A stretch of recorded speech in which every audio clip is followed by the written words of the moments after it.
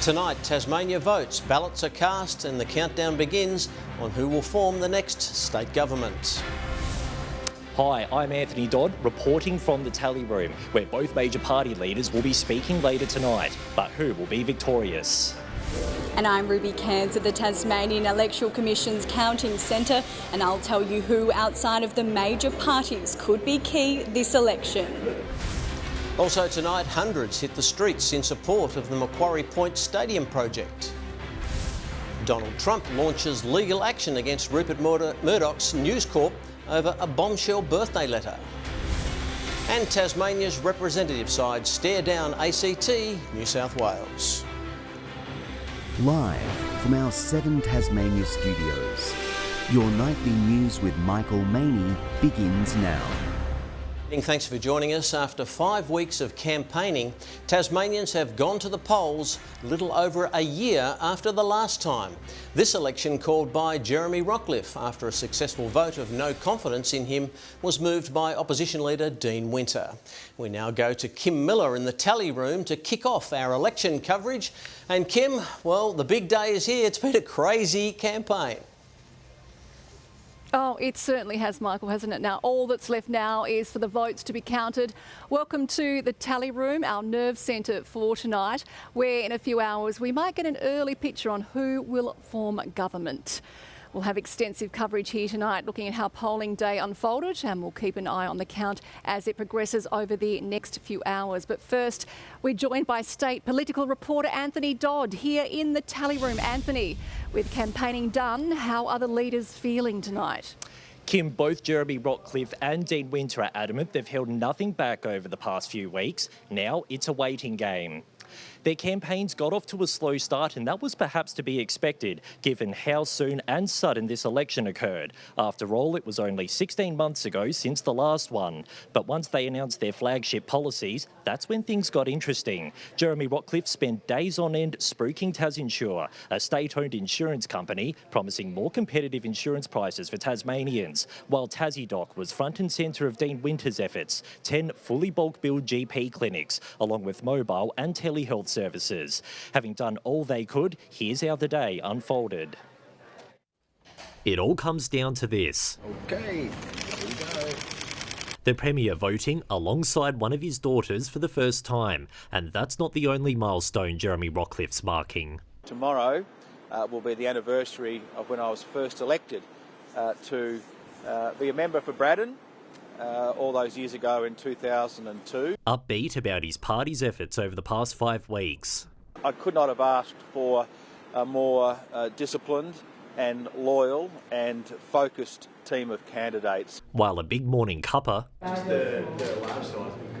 was more the would-be Premier's style to kick off election day. I was talking to John the other day and I said, what are you up to election day? And he said he'd be here, so I said, can I come along and check it all out. Confident his party's left no stone unturned. We've given Tasmanians a choice, and a choice for a fresh start. Tasmanians have seen 11 years, they've seen chaos, they've seen dysfunction. I think we've done a really good, positive campaign. The final poll predicting a close result, YouGov putting the Liberals ahead on the primary vote by 1%, while Labor leads on a two-party preferred basis by 10. The public was unhappy about going to the polls. They're still unhappy.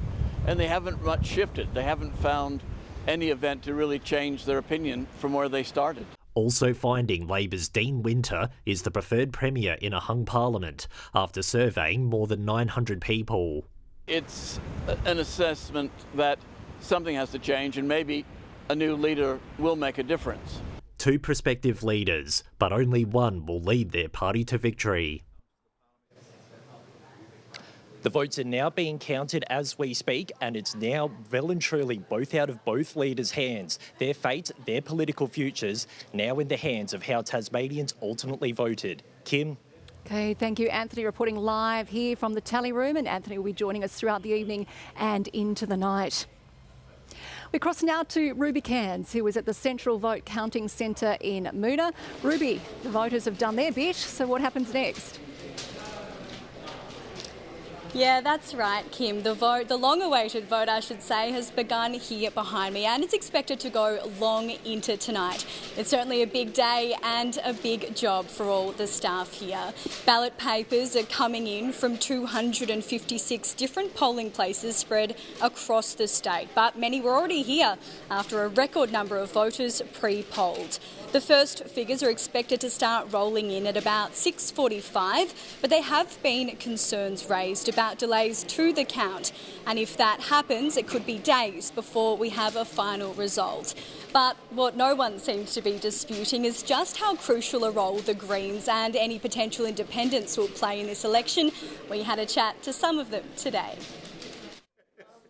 They might not belong to one of the major parties, but it seems that's going to work to their advantage if they're voted into the next Tasmanian Parliament.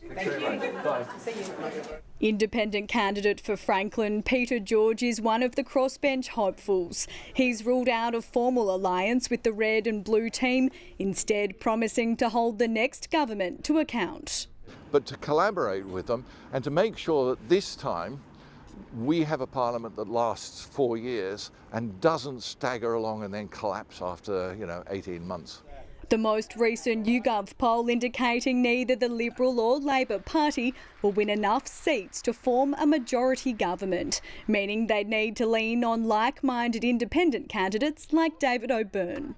After the last election, it was really a case of working with whoever wanted to form government, and in that case it was Jeremy Rockcliffe and the Liberals, and the Labor Party chose not to. I think that may be different this time around. Let's see what the result shows tonight. Greens leader Rosalie Woodruff was all smiles at the Blackmans Bay Primary School voting centre this morning. Hey guys! The party's expected to receive a larger slice of the primary votes compared to last year's election, promising to pile on the pressure when it comes to the stadium. We've done everything we can to this point to try and engage with the AFL, and we will be pushing hard for the next Premier to make sure that they make that a first order priority. One person the Liberal Party will be able to count on is Bridget Archer. The high-profile former federal Polly tipped to join the party at a state level in just a few hours' time. Thank you, have a great day. But for now, it's anyone's guess who will be leading Tasmania's next government, with a lot of deal-making set to happen over the next few weeks. Kim. There could be. Thank you very much, Ruby. So how long will it take to get a result, especially with separate pre-election polls predicting anything but a clear outcome? To help find out, we're joined in the tally room by Tasmania's Electoral Commissioner, Andrew Hawkey. Andrew, first, is it likely or unlikely we will get a result tonight? It's unlikely we will get a result tonight, but we should get a good indication of the strengths of the parties. We may know the, say, top 5 elected people within each division, but it's likely we'll have to wait for the full count to know who the final seats are taken by. So we hear commentators speak of preferences. Now, how do these work, and how is it different, Andrew, from when we vote in a federal election? So for a federal election for the main house, the House of Representatives, we're electing one person to each division. Here we're electing 7. So it's a bit more like the Senate. And so a person doesn't need to get 50% of the vote, they need to get about an 1/8. And so it's a different counting system to find out who's going to get that 1/8 across the whole division. And can therefore take a little bit longer too, doesn't it? Now, pre-polling this election has been unprecedented. How will this impact vote counting? So we have 15 pre-poll centres that we've had through the early voting period. 9 of them are being counted tonight, and we should have those figures well before 11 o'clock. But we've focused on those so we have figures. Last year we only got 4 in before the tally room closed, so we're trying to get the 9 in tonight. The remaining 6 will be done on Sunday morning. Okay, so when then do we get the results from the first booths, and which booths come in first? So usually there's small Braddon or Lions ones that take around 150 votes, and they should be coming through at about 10 to 7. Okay, thank you, Andrew. We will let you get back to work, and there's plenty of counting to be done. So with a record number of Tasmanians heading to pre-polls, it's been a very different looking election day. And for more, we go to Victoria Eastoe, who is at a polling booth which closed just a few minutes ago. Now, Vic, the turnout was much lower today. How did it affect the day? Yeah, Kim, it certainly changed the mood and made for a much quieter day at polling booths right across the state. That's because, as we've heard, we had a record number of Tasmanians who had their say ahead of time. More than 132,000 people cast an early ballot. That's around a third of eligible voters. Now, with the quieter turnout today, it did mean some things weren't quite the same. The lines that we've all expected to come to, those long lines that voters have come to expect, they weren't around. And if having to go to a second election in 16 months wasn't bad enough for some, an election day staple was missing in action, leaving without their meaty incentive. Back to the ballot box, and democracy sausages back on the menu. Everyone loves the democracy sausage. The election day staple heating up, still given first preference. Probably cooking about 350 sausages to 400 sausages today. But at some booths there was no sizzle at all. Disappointed with that, yeah. I would have loved to have one of them, so yeah, very unfortunate not to have one of them. With record numbers casting their vote ahead of time, today's turnout almost as bleak as the weather. It's normally nicer than this. They normally pick a nice sunny day, but they haven't today. A bit of a burden bringing the young kids out, especially in this weather. It's very windy out there. Numbering 1 to 7, not the only big decision. Voters in Invermay had to choose between the polling station or their Emma Memma concert. Outside, Hawks coach Sam Mitchell skipped the election chaos, a walk by many wish they could have done. Shouldn't have been. It's just cost us a lot more money that we can't afford in Tasmania. It's just a bit annoying, really. I'm just keen to get it over with and just get some stability and not have to think about government for a while. While there's plenty of sour notes, there's still a sweeter side to it all. The cake stall led by students at Cygnet Primary. These are gluten-free, lemon, and this is done by a professional. Vote 1 stakes here, the real sugar high of the day. Victoria Resto, 7 Tasmania News. Well, joining me at the desk tonight is Dr. Richard Herr, political scientist. Now, Richard, you are no stranger to elections, are you? But this was a snap 5-week campaign, and it was a rush for candidates, a rush for policy. Do you think the parties and the independents were able to sell their policies in that time? The polls would suggest not. The polls are telling us there hasn't been much movement across the 5 weeks of the campaign. A few surprises perhaps, but not a lot of change, which brings up Einstein's definition of insanity. Doing the same thing over and over again and expecting a different result. We'll see. And on that, do you think we've actually seen any leadership courage in this campaign? Anything different from our two leaders that we can look to? Well, we'll find out a bit later. I think that the last election we had an opportunity for courage when the Premier accepted a 4th term of government and decided to herd cats by dealing with a fractious crossbench, rather than making a more permanent arrangement with the Greens, which he could have done, and had a more stable arrangement for the full 4 years. But again, we'll see tonight. We certainly will. Now, what do you think were the most interesting or perhaps intriguing moments during this campaign? Oh dear, it's difficult to find a lot in it. I think the attempt to appear to have uncosted new initiatives being game changers. The effect was that they weren't.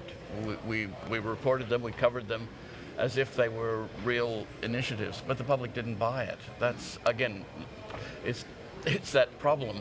We were thinking there might be an opportunity for a reset, that the politicians could have, the major parties could have found a new way forward. And in the end, they went back to the trenches with pork and promises and not a new vision for the future. So do you think tonight, given that that view on how our major parties have performed, that voters will see it that way too, and we will see that rise in the independent and Green vote as the polls are predicting?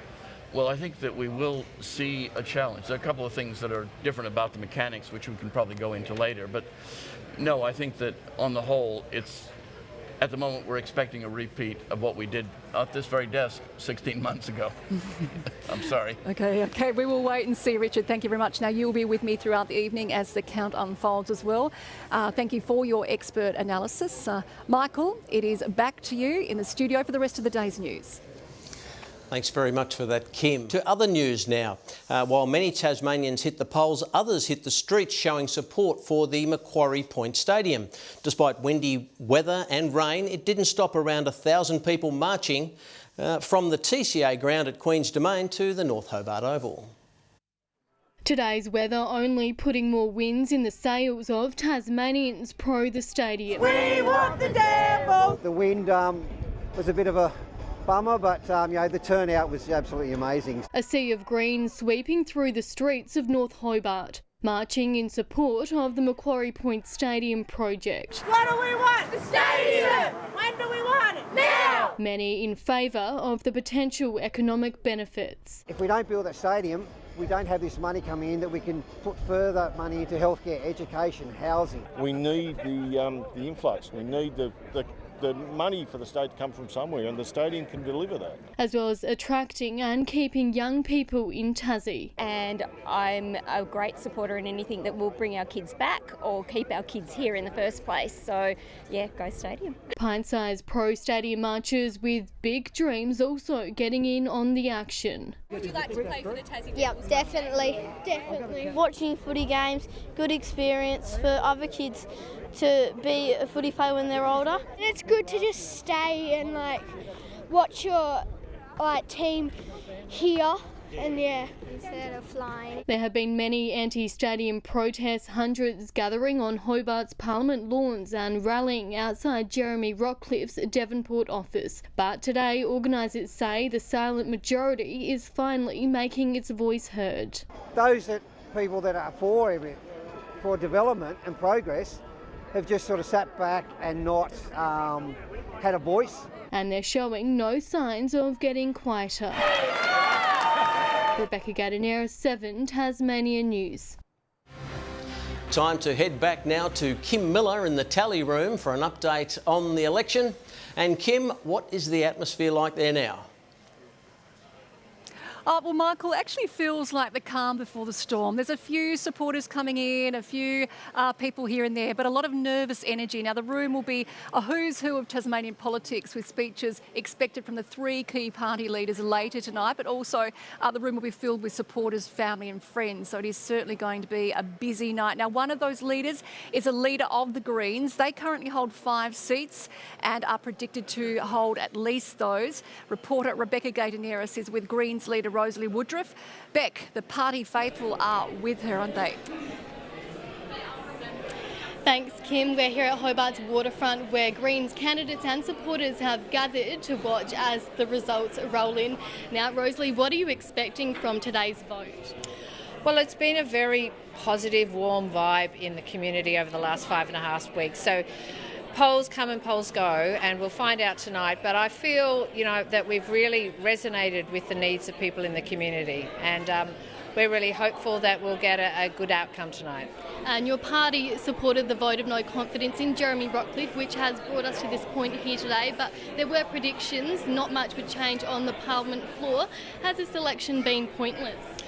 Not at all. It's been a very important opportunity for Tasmanians to speak loud and strong about their views about the stadium, and people have overwhelmingly said they want the stadium to be stopped and to put the money into health and housing and to protect the environment, which is what we're going to go back to Parliament to do. So it's been a really important opportunity for Tasmanians to speak up loudly about what they want their next Parliament to do.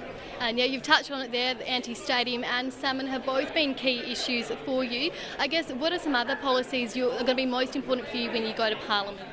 Well, it's not just about stopping the stadium, it's about putting the money that would be spent on the stadium into health and housing and schooling and all the other important essential services that Tasmanians don't have that they deserve and need. So that is really what we're focused on, and cleaning up politics, of course. This island will be so much better if we get the money out of politics, so people when they're elected can do their job of representing Tasmanians and not big interests. And we know that's what Tasmanians have said very strongly. They want that too. They want clean politics. They want people who will focus on them, not on big interests. Thanks for joining me, Rosalie. I'll let you get back to your party there. Thanks, Beck. And back to you, Kim. Okay, thanks, Beck. Well, one well-known independent expected to hold on to his seat in Franklin is David O'Byrne, a former Labor leader who won in his own right at last year's election. David joins us from his electorate office in Rosny. Now, David, this was an election that you didn't want. No, and the anger that I felt in the community straight after the decision was made to go to an election has not dissipated. It's been pretty strong that people felt they voted 12 months ago and they delivered the parliament, and my view and my commitment was that we should really work hard to make it work and deliver on a stable government and stable parliament. And sadly, here we are, and it's the anger hasn't dissipated over the election campaign. What do you think will happen then, David, if we end up in the same place, no majority government, a mix of Greens and independents? Can the state be governed successfully, or are we going to be back where we started? Well, hopefully we won't be. I've made it very clear when I was elected as an independent 12 months ago that I will work with people and work with other members of the parliament to allow a government to form and allow the parliament to work. That will always be my commitment. It's very clear from the polls that the majority, a majority party, a government will not be formed. It will be in minority, and we have to be mature. We have to work through that, and there has to be some legitimacy about those that seek to take the government benches. You're a strong supporter of the stadium. We saw a big turnout today at that rally. Now, did it come up for you as a key issue while you were campaigning? Yeah, there were a lot of people who were very keen to talk about the stadium, and three groups. Those people who don't really follow football, don't support the Devils and don't support the stadium, and I completely get that. There's a group of people who were asking questions, and I was able to talk through what I thought the key issues were for the Macquarie Point multi-purpose facility and stadium. And there are a lot of people who have never really been involved in politics or active around politics, were very keen on voting for the stadium and for the Tasmanian Devils, and I think we saw that with the rally today in really atrocious weather conditions. And we saw thousands of people turn out in support of not only the Tasmanian Devils Football Club, but also what the economic promise of what a multi-purpose stadium will deliver for Tasmania. Certainly was a bleak old day. David O'Byrne, thank you very much for your time. Candidate for Franklin there, David O'Byrne. So that is where we leave you tonight. The night is young. Michael, it is back to you for the rest of the day's news and sport from the studio. Thanks, Kim. Enjoy. Always a big night on the calendar, election night. Thanks for that. Well, gym goers have been put through their paces in a mammoth challenge tackling 24 exercises in 24 hours. Daring fitness enthusiasts stepping up for a great cause, raising vital funds for mental health. Stepping up to sweat it out, many turning up the heat at Kingston CrossFit. Gym goers tackling a gruelling 24-hour challenge. So we've been doing one workout every hour for the last 24 hours. They're all hero WODs, which are typically hard CrossFit workout. I've done a lot of handstand push-ups and box jumps and power cleans. There are all kinds of nasty things, lots of running, lots of squats, lots of pull-ups as you've seen going on, and it's been a really good challenge. Many pushing through from dusk till dawn. Very sleep deprived. I could say I got 2 hours of sleep, but it was more like 2 hours of just lying down. It's been hard. Sneakers and smiles essential, legs burning and wheels turning. My whole body is sore because I've been doing since like yesterday 11 a.m. It's been rough, but it's good fun. But the energy still running high. The energy here has been really, really fun overnight. With every minute, hour and kilometre all for a good cause, raising vital funds and awareness for mental health. All the funds raised are for the Black Dog Institute, and so far we are at $3,600, which is amazing. So it's our second year, and our goal was to beat our fundraising effort from last year, which we've done. Help out for a good cause, and we like doing silly things quite often. Rebecca Gadanera, 7 Tasmania News.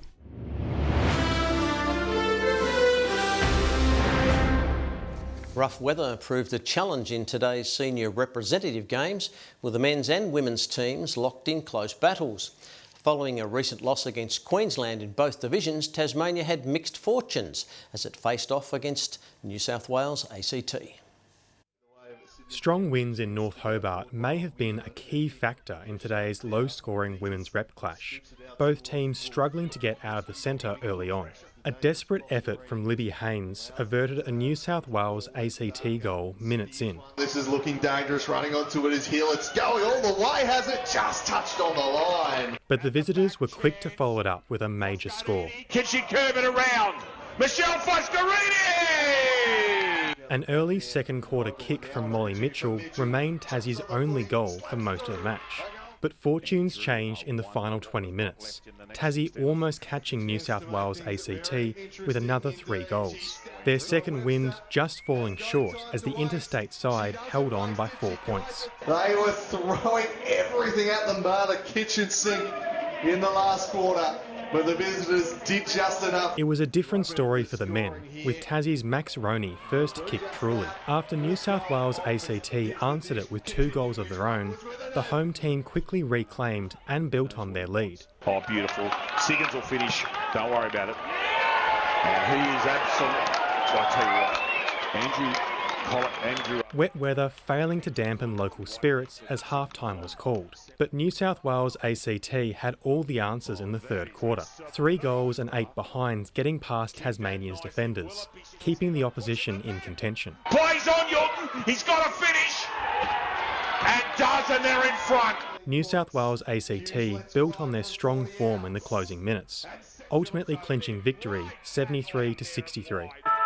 And there is the sign. That is a phenomenal performance from both sides. Not the result Tassie was looking for after going down to Queensland in both men's and women's games earlier this month. Aaron Smith, 7 Tasmania News. The Burnie men kept Penguin at arm's length for most of their rain-affected matchup. Neck and neck for much of the first half, the Dockers kicking let them down, entering the third term 3 goals 11. They fought off a fight back from the 2 Blues in the final term to win by 16 points. It was a different story for the Burnie women though, who managed just 1 goal 2 against ladder leaders Penguin. Fresh off an historic performance at the Big Bash League final, Hurricanes hero Mitch Owen is eyeing off an international T20 debut. The 23-year-old received the call-up to join the 16-player Australian squad for a 5-match series against the West Indies. Given the opportunity, I'm good to go and ready to go. I'm just happy to be getting a game. I don't really mind where it is. And if it's down the order, I'm looking forward to that opportunity. The final 11 will be named before the match 1 of the series. That gets underway in Kingston on Monday. Good evening. Well, we experienced some average conditions across the state as we headed to the polls today. Hobart 15, 12 in Launceston and 13 for both Devonport and Burnie. A high of 15 was also recorded at Friendly Beaches, Grove and Ouse. 14 on Flinders, King Island, Smithton, Lowhead and St Helens all 13, 12 in Strawn and just 3 in Lyweni. Low to mid-level cloud moved quickly over the state from the northwest today. A frontal cloud band is seen over Tasmania as scattered low cloud sits over the southern coast of the mainland. Tomorrow, a high pressure system shifts over eastern Victoria and southeastern New South Wales, projecting a ridge over the majority of the country. West-northwesterly winds increasing upward of 35 knots in the west and south, with swells at 5.5 metres in those waters. A gale warning has been issued for coastal waters between Tasman Island to Low Rocky Point. There is also a strong wind warning for all remaining waters.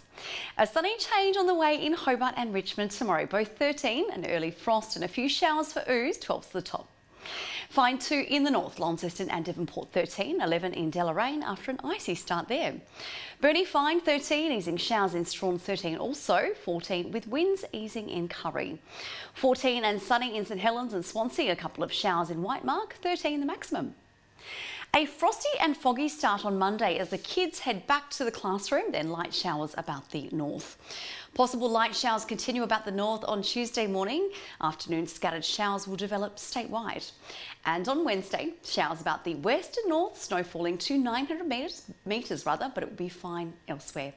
2 mainland conditions now for Sunday.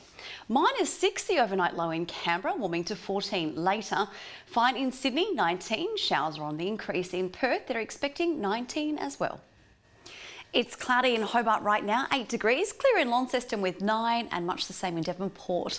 A soggy day for an AFL clash at UTAS Stadium in Launceston this afternoon, Michael. At full time, the feels-like temperature was just 2.4 degrees. Cold, wet and miserable. I was there. Thanks for that, Kyle. Well, that's all your news for now.